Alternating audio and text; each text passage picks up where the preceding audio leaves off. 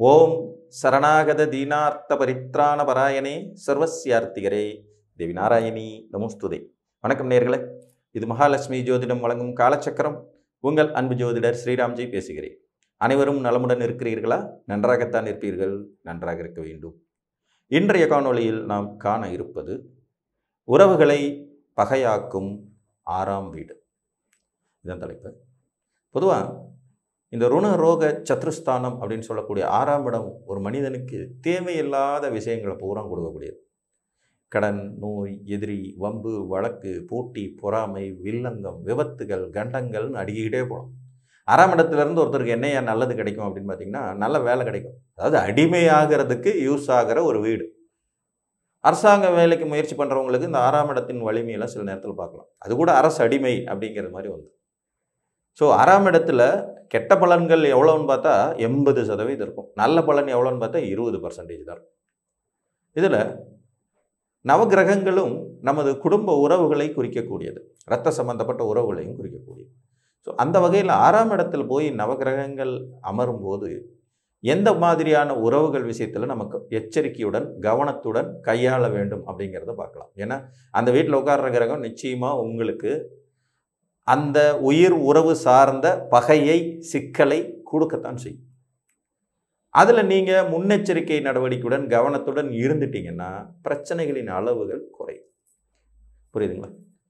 ஒரு உறவு கசந்து போய் பகையாகிறத விட அவங்களிடம் அளவாக உறவாடி கொள்வது நன்று இல்லையா? அந்த வகையில் இதை பார்க்கலாம். சூரியன் வந்து உங்களுக்கு 6ஆம் இடத்துல இருக்கு. பொதுவாக இயற்கை பாவக்கோள்கள் 6ல் இருக்கலாம், தப்பில்லை அப்படின்னு ஜோதிட சாஸ்திரம் சொல்லுது. 3, 6, 10, 11ங்கிறது உபஜயஸ்தானங்கள். இதில் 6ஆம் இடத்துல இருந்தால் ஒன்றும் பெரிய நெகட்டிவ் இல்லைன்னு சொன்னாலும் கூட உயிர் உறவுகள் சார்ந்த பகைமையை நாம் சந்திக்காமல் போக முடியாது. ஸோ அது ரொம்ப எச்சரிக்கையாக இருக்க வேண்டியது அவசியம். சூரியன் உங்களுக்கு 6ஆம் இடத்துல இருக்கிறார் அப்படிங்கிறது பொதுவாக உபஜயஸ்தானப்படி நன்மை என்றாலும் கூட தகப்பன் உறவு பகையாகத்தான் செய்யும். அப்போ அப்பாவும் மகனும் உறவு நிலைகளில் கூடுதல் கவனம், விழிப்புணர்வோடு இருக்க வேண்டியது அவசியம். தகப்பனாதி வர்க்க உறவுகளும் பகையாகும். சித்தப்பா, பெரியப்பா உறவுகள், அரசு அதிகாரிகள், மேலதிகாரிகள், அதிகாரத்தில் இருக்கக்கூடியவங்க, அரசியல்வாதிகள் பகையாகவும் அமைப்புள்ளது. சூரியன் வந்து பவரை குறிக்கிற கிரகம். இவர் 6ஆம் இடத்துல உட்கார்ந்துட்டு இருக்கார். அப்போ பவரில் இருக்கிறவங்க எல்லாம் உங்களுக்கு எதிரியாகும் வாய்ப்புகள் உண்டாகும். கவனம். அதே மாதிரி மின்சாரம் சார்ந்த சாதனங்களை பயன்படுத்தும் போதும் எச்சரிக்கையுடன் இருக்கணும். இந்த 6ல் சூரியன் இருக்கிறவங்களுக்கு தான் அடிக்கடி ஷாக் அடிக்கும். ஸோ இவங்க இந்த அயன் பாக்ஸ் யூஸ் பண்ணும்போது, வாட்டர் ஹீட்டர் யூஸ் பண்ணும்போது, கரண்ட் சம்மந்தப்பட்ட பொருள்களை உபயோகப்படுத்தும் போது மிகவும் எச்சரிக்கையுடன் கவனத்துடன் இருக்க வேண்டியது அவசியம். எனக்கு தெரிஞ்ச நண்பரோட பையன் ஒருத்தர் செல்ஃபோனுக்கு சார்ஜ் போட்டுட்டு சார்ஜ் ஒயரை அப்படியே வாயில் வச்சு கடிச்சிக்கிட்டே இருந்து ஷாக் அடிச்சிருச்சு. சரியான அடி. பொழைப்பானோ மாட்டானோங்கிற கண்டிஷனுக்கு போய் அதுக்கப்புறம் காப்பாது. செல்ஃபோன் ஒயர் தானே அப்படின்னு அவன் அலட்சியமாக ஹேண்டில் பண்ணியிருக்கான். ஆனால் அது ஷாக் அடிச்சிட்டு பயங்கரமாக. அப்போ 6ஆம் இடத்துல அவருக்கு சூரியன். செல்ஃபோனை அதிகமாக யூஸ் பண்ணுறதன் மூலமாகவே அவருக்கு அந்த பிரச்சனைகள் வருது. ஸோ சூரியன் 6ல் இருந்தால் தகப்பன் வர்க்கம், தகப்பனாதி வர்க்கத்தின் தொடர்புகள், அப்பா, அதிகாரத்தில் இருக்கிறவங்க, அரசியல்வாதிகள் மற்றும் அரசு அதிகாரிகள், இவங்ககிட்ட எல்லாம் நீங்கள் எச்சரிக்கையாக இருக்க வேண்டியது அவசியம். பவரில் இருக்கிறவங்க மெயினாக. அதே மாதிரி மின்சாரத்துலையும் கவனமாக இருக்கும். சந்திரன் பொதுவாக 6ஆம் இடத்துல இருக்கும்போது பார்த்திங்கன்னா தாயாதி வர்க்கம் கடுமையாக பாதிக்கப்படும். தாயாதி வர்க்கத்தின் உறவுகளும் கடுமையாக பாதிக்கப்படும். தாய் வர்க்க உறவுகள், தாய் மாம, அம்மா கூட பிறந்த சித்தி, பெரியம்மா, இவங்கெல்லாம் உங்களை வந்து ஏதோ ஒரு பயங்கரமான வில்லன் மாதிரி நடத்துவாங்க. ஸோ 6ல் சந்திரன் இருக்கிறவங்க தாய் வர்க்கத்துக்கிட்ட எச்சரிக்கையுடன் கவனத்துடன் விழிப்புணர்வுடன் செயலாற்ற வேண்டியது அவசியம். மேலும் சந்திரன் வந்து பார்த்திங்கன்னா பிரயாணத்துக்கு காரக கிரகம். நீர்நிலைகள் சம்மந்தப்பட்ட இடங்களுக்கு போகும்போது ரொம்ப எச்சரிக்கையாக இருங்க. பிரயாணத்தின் போது அதிக பிரயாணங்களை தவிர்த்து விடுதல் நன்று. 6ல் சந்திரன் இருந்தாலே அதிகம் பிரயாணம் பண்ணாமல் இருங்க. அப்படி ஒருவேளை பண்ண வேண்டியது இருந்தால் கவனம் மிகுந்த கவனத்துடன் எச்சரிக்கையுடன் செயலாற்றுங்கள். மற்றும் நீர்நிலைகள்கிட்ட போகும்போது ரொம்ப ரொம்ப கவனமாக இருங்க. இந்த கடலில் போய் குளிக்கிறது, ஆற்றுல குளிக்கிறது, கிணத்துல குதிக்கிறது, இதெல்லாம் கொஞ்சம் சாகச பயணங்கள் மேற்கொள்ளுவதெல்லாம் கொஞ்சம் குறைச்சிக்கிறது நல்லது. அதுலேயும் குறிப்பாக சந்திர திசையில் நடப்புக்கு வந்துச்சுன்னா கேட்கவே வேண்டாம், கேர்ஃபுல். செவ்வாய் 6ஆம் இடத்துல இருக்காரு, சகோதர உறவு பாதிக்கும். நீங்கள் துணிகர செயல்கள் அப்படின்னு செய்யக்கூடிய செயல்களின் விளைவுகள் மிக மோசமாக உங்களுக்கு பின்னாடி வந்து பெரும் மன வருத்தத்தை, வேதனையை தரக்கூடிய தன்மைகளை உண்டாகும். செவ்வாய் வந்து சகோதர காரகன், துணிச்சல் காரகன். அப்போ இந்த 2 விஷயத்திலும் எச்சரிக்கையாக இருக்கணும். அதே மாதிரி சீருடை பணியாளர்கள் விஷயத்தில் கவனமாக இருங்க. டாக்டர்ஸ், வக்கீல், காவல்துறை, தீயணைப்புத்துறை, இராணுவம், இந்த மாதிரியான சீருடை பணியாளர்கள் உங்களுக்கு எப்போ வேணாலும் எதிரியாய் மாறிவிடும் வாய்ப்புகள் உண்டாகும். எச்சரிக்கை, கவனம். பூமி சம்மந்தப்பட்ட விஷயங்களில் கவனமாக இருங்க. இடம் வாங்கிறது, வீடு கட்டுறது, ரியல் எஸ்டேட் சம்மந்தப்பட்ட துறைகளில் வேலை செய்கிறது, பத்திரங்கள் பதிகிறது, இதில் எல்லாம் கொஞ்சம் கவனத்துடன் இருக்கணும். பூமியினால் ப்ராப்ளம் வருவதற்கான வாய்ப்புகள் உண்டாகும். ஒரு சிம்ம லக்ன ஜாதகம் 6ஆம் இடத்துல செவ்வாய் உச்சம், 4 கூடையவன் 6ல் உச்சம். பூர்வீக சொத்து பிரிச்சுக்கிறதுல சகோதரருக்கும் இவருக்கும் பயங்கரமான கைகளம். சகோதரர் வெட்டிட்டார், ஒரு கை இல்லை இப்போ சகோதரன். இவர் வந்து சிறையில் இருக்கார், 5 வருஷம் கடுங்காவல் தண்டனை. இது செவ்வாய் திசையில் தான் நடந்துச்சு. செவ்வாய் திசை அவருக்கு ஆரம்பிக்கிறதுக்கு முன்னாடி சந்திர திசை கடைசி பகுதியில் சொன்னேன், கவனம், பூமினால் பிரச்சனை வரப்போகுது, கூட பிறந்தவரால் பிரச்சனை வரப்போகுது. அப்படிலாம் இல்லை, நாங்கள் எங்கள் அண்ணனும் தம்பியும் அப்படி நகமும் சதை மாதிரி இருப்போம், என்ன வேணும்னா கேட்டால் அவனுக்கு கொடுத்துட்டு போகிறேன் அப்படின்னு வாய்ஜாவடாலாம் சொல்லிட்டு தான் இருந்தார். ஆனால் நடந்தது என்னமோ வேறு. அவர் கேட்டதுக்கு இவர் தகராறு பண்ணி பிரச்சனையாகி போலீஸ் ஸ்டேஷன் போய் இன்னைக்கு குற்ற தண்டனை அனுபவிக்கக்கூடிய லெவலுக்கு கொண்டு போய் விட்டுருவார். செவ்வாய் 6ல் இருக்கார். சகோதர காரகனாகவும் பூமி காரகனாகவும் 2ஐயும் சேர்த்துக்கிடுது.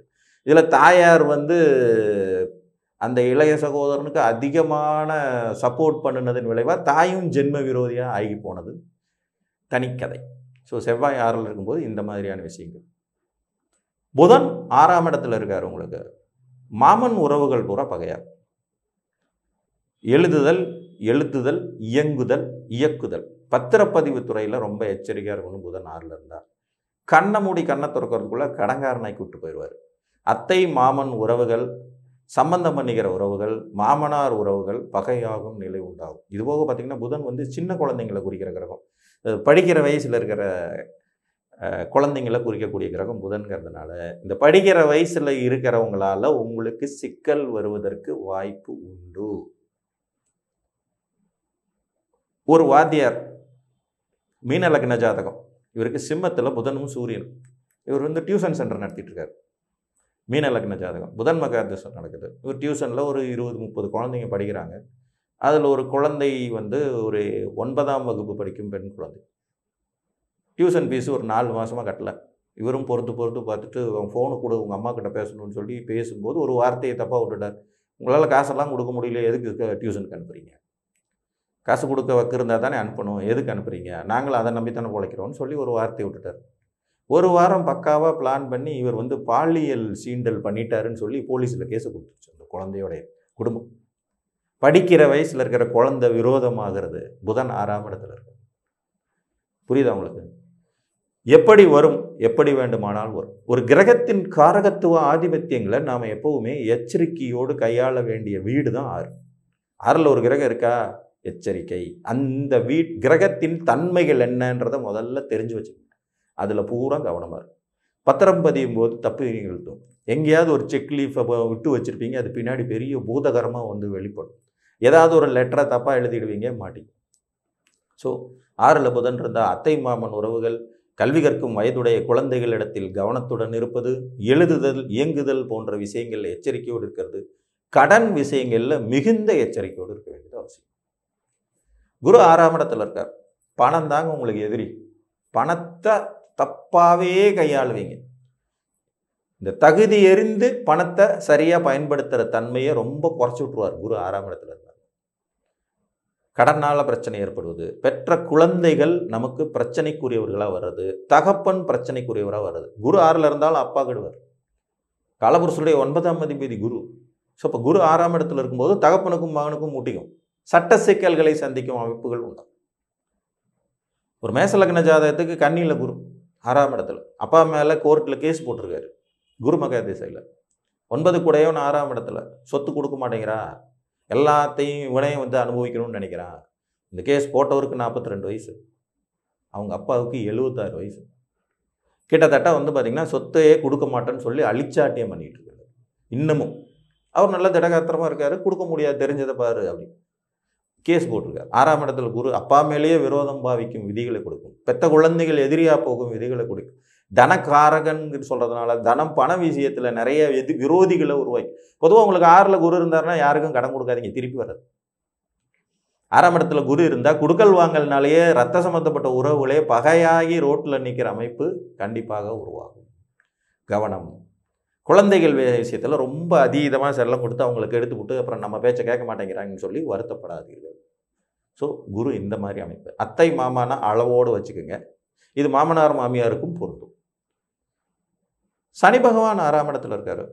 வேலைக்காரர்கள் விஷயத்தில் ரொம்ப கவனமாக இருங்க. வேலைக்காரன் என்னைக்கு இருந்தாலும் உங்களுக்கு கூலி பறிச்சிருவான் அப்படிங்கிறதுல ரொம்ப ரொம்ப எச்சரிக்கையுடன் கவனத்துடன் இருக்க வேண்டியது அவசியம்.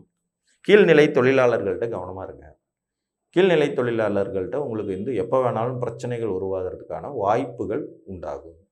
அதன் மூலம் சிக்கல்களை சந்திக்கும் யோகியதைகள் வரும். சித்தப்பா பெரியப்பா உறவுகளில் கவனமாக இருங்க. குறிப்பாக மாற்றுத்தகப்பனை குறிக்கக்கூடிய கிரகம் சனி. ஸோ மாற்றுத்தகப்பன் விஷயத்துலையும் கொஞ்சம் எச்சரிக்கையுடன் கவனத்துடன் இருக்க வேண்டியது மிக மிக அவசியம். இவங்களும் உங்களுக்கு பகையாய் போய்வதற்கான சாத்தியக்கூறுகள் உண்டாகும். தகப்பன் ஸ்தானம் அப்படின்னு சொல்லக்கூடியவங்க, அந்த அமைப்பில் வரக்கூடியவர்கள், கீழ்நிலை வேலை பண்ணக்கூடியவங்க, மெக்கானிக்கு, பெட்ரோல் பங்கில் ஒர்க் பண்ணுறவங்க, இதெல்லாம் வரும். ஒரு கடகலக்கண ஜாதகத்துக்கு 6ஆம் வீட்டில் சனி, தனுசு வீட்டில் சும்மா பெட்ரோல் போட போன இடத்துல பெட்ரோல் பங்கு ஊழியர் கூட தகராறு. சனி மகா திசையில் பெட்ரோல் போட்டதில் இவன் கம்மியாக போட்டுட்டான், நான் சொன்ன அமௌண்ட்டுக்கு போடலைன்னு சொல்லி பெரிய தகராறாகி அடித்து மட்டையை உடச்சி போலீஸ் ஸ்டேஷன் கேஸு போய் 14 நாள் ரிமைண்டர்லேருந்து வெளியே வந்தது. 6ல் இருந்த சனி வேலை செய்கிறான். ஸோ நாம் எப்போதும் விழிப்புணர்வுடன் இருந்தால் இந்த மாதிரியான காரியங்களை தவிர்த்து கொள்ள முடியும். அதுக்காக சுக்கிரன் உங்களுக்கு 6ஆம் இடத்துல இருக்கார். பெண்கள் விஷயத்தில் கவனமாக இருங்க. வாழ்க்கை துணை விஷயத்தில் கவனமாக இருங்க. வயதில் மூத்த பெண்கள், மிடில் ஏஜில் இருக்கக்கூடிய பெண்கள் விஷயத்தில் ரொம்ப ரொம்ப எச்சரிக்கையோடு இருங்க. உங்களோடு பணிபுரியும் ஊழியர்களிடம், பெண் ஊழியர்கள் இருக்காங்க, நீங்கள் சக ஊழியர்கள் உங்களுடைய கொலீக்ஸாக இருக்காங்களா, கவனம் கவனம் கவனம். அடுத்தவங்க வாழ்க்கையில் மூக்க நுழைக்கிற வேலையை செய்யவே கூடாது. புருஷன் பொண்டாட்டி தகராற விலைக்கு விட போன ஒரு ஆளுக்கு மேச லக்கணம் கன்னியில் சுக்கிரன் நீச்சம் 6ஆம் இடத்துல, புருஷன் பொண்டாட்டி தகராறு பக்கத்து வீட்டில் விலைக்கு விட போன ஆளுக்கு கத்தி குத்து விழுந்துச்சு. இந்த கொடுமையெல்லாம் நடக்கும். ஸோ நம்ம சில விஷயங்களில் கவனத்துடன் எச்சரிக்கையுடன் இருக்கணும். பெண்களால் வரக்கூடிய பிரச்சனை, கணவன் மனைவி பிரச்சனைக்கு உள்ளே போய் ஒரு மூக்க நுழைச்சது, அதனுடைய விளைவுகள் சம்பந்தம் இல்லாமல் வரும். திடீர்னு வேலை செய்கிற இடங்களில் பெண்களால் சிக்கல் வரும். வயதுக்கு மீறிய பெண்களின் தொடர்புகள் வரும் சம்பந்தமே இல்லாமல். ஒரு 46 வயசு ஆணுக்கு திடீர்னு 20 வயசு காலேஜ் படிச்சுட்டு இருக்கிற பொண்ணோட தொடர்பு வரும். சம்பந்தம் இல்லாமல் கொண்டுட்டு போய் எங்கேயோ கொண்டு சொருவி வாழ்க்கையவே புரட்டி போட்டு போயிடும். இதில் இந்த தசாபுத்திகள் நடக்கும்போது கூடுதல் விழிப்புணர்வு, எச்சரிக்கை. மனைவியின் குடும்பத்தார் வகையில் எச்சரிக்கையோடு கவனத்தோடு. இதில் இந்த உயிர் உறவை கெடுக்கக்கூடிய கிரகங்கள் 6ல் இருக்கிறாங்கன்னா அந்த உறவுகள் சார்ந்த விஷயத்தில் நீங்கள் கவனமாக இருந்தீங்கன்னா போதும், எச்சரிக்கையாக இருந்தீங்கன்னா போதும், அளவோடு வச்சுக்கிட்டால் போதும், ரொம்ப மூக்க நுழைக்காமல் இருந்தால் போதும், ப்ராப்ளம் சால்வ். ராகு கேதுகள் பாட்டன் பாட்டி வகை உறவுகளை பகையாக்கும். அதே மாதிரி ஸ்ட்ரேஞ்சர்ஸ் திங்ஸ், திடீர்னு லைவுக்குள்ளே வந்து வாழ்க்கையவே புரட்டி போடுற மாதிரியான உறவுகளை கொண்டு வந்து சேர்க்கறது இந்த ராகு கேது தான். அவங்க 6ஆம் இடத்துல இருந்தாலும் அந்த எச்சரிக்கை உணர்வுகளோடு இருந்து விட வேண்டியது அவசியம். ஸோ 6ஆம் இடம் கவனம் தேவை என்று கூறி மீண்டும் ஒரு காணொலியில் உங்களை சந்திக்கும் வரை உங்களிடமிருந்து அன்புடன் விடைபெற்றுக் கொள்வது உங்கள் அன்பு ஜோதிடர் ஸ்ரீராம்ஜி. நன்றி, வணக்கம்.